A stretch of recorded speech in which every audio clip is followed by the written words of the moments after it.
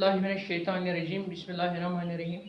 मैं मोहम्मद बिन Sheikh mothers middle school नारबावा। इस वक्त मैं 8वीं जमात के तलबा तालिबात को उर्दू किताब बहारिस्तान उर्दू से सबक सीताजी की आहो जारी पढ़ा रहा हूँ। आज हम इसके चंद सवाल लिखेंगे।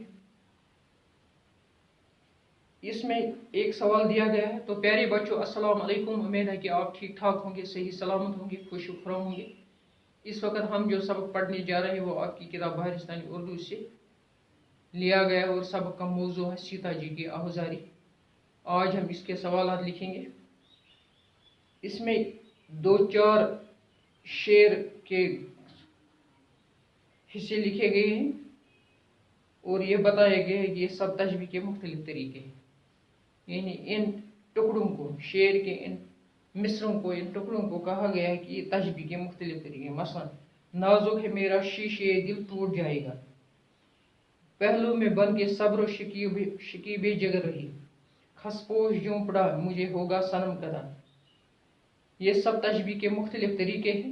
इस नज़म में से और मिसरे तलाश कीजिए जिनमें तशबीह का इस्तेमाल किया गया।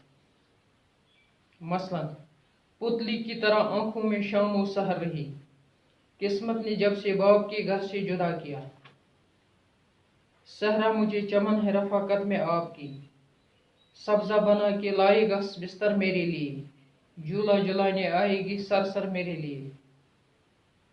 ये चंद अशार के मिसरे हैं जो जिनमें तशबीह का इस्तेमाल किया गया है। अब एक और सवाल है, नज़म में जुदाई के लिए कौन कौन से अल्फाज इस्तेमाल किए गए। नज़म में जुदाई के लिए चंद अल्फाज इस्तेमाल किए गए। एक जुदा, एक लफ्ज़ है जुदा, यानी ये जुदाई के लिए इस्तेमाल है। एक लफ्ज़ है फिराक, ये भी जुदाई के लिए इस्तेमाल है।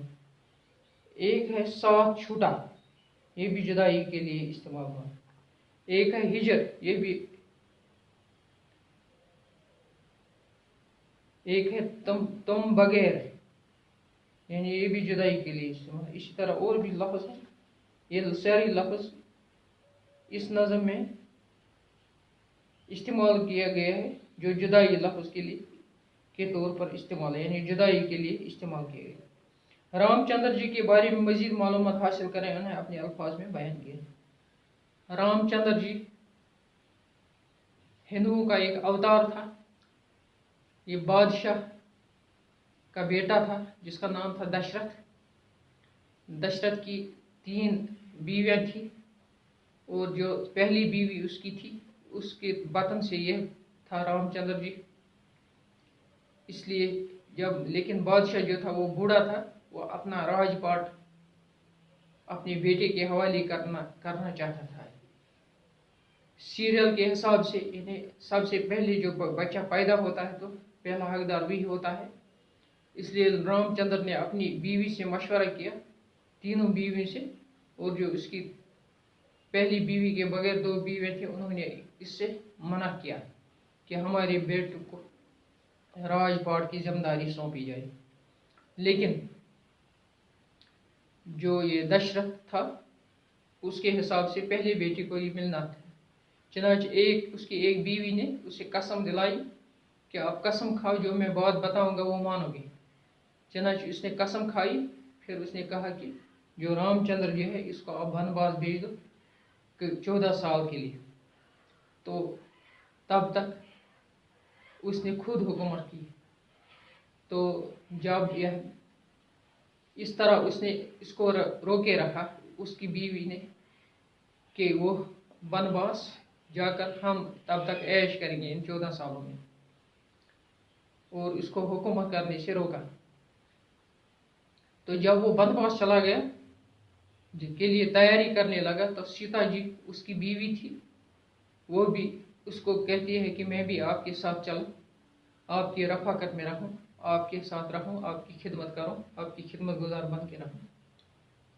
तो बहर कैफियत अपनी 14 साल लगाते हैं वहाँ, और 14 साल के बाद जब वापस आते हैं तो लोग शादियाँ मनाते हैं। तो और जाने के वक्त और आने के वक्त ये 2 दफ़ा ये त्यौहार मनाते हैं हिंदू लोग। एक जाने के गम में मनाते, एक आने की खुशी में मनाते। तो ये था मुख्तसर वाक़ा रामचंद्र जी के बारे में।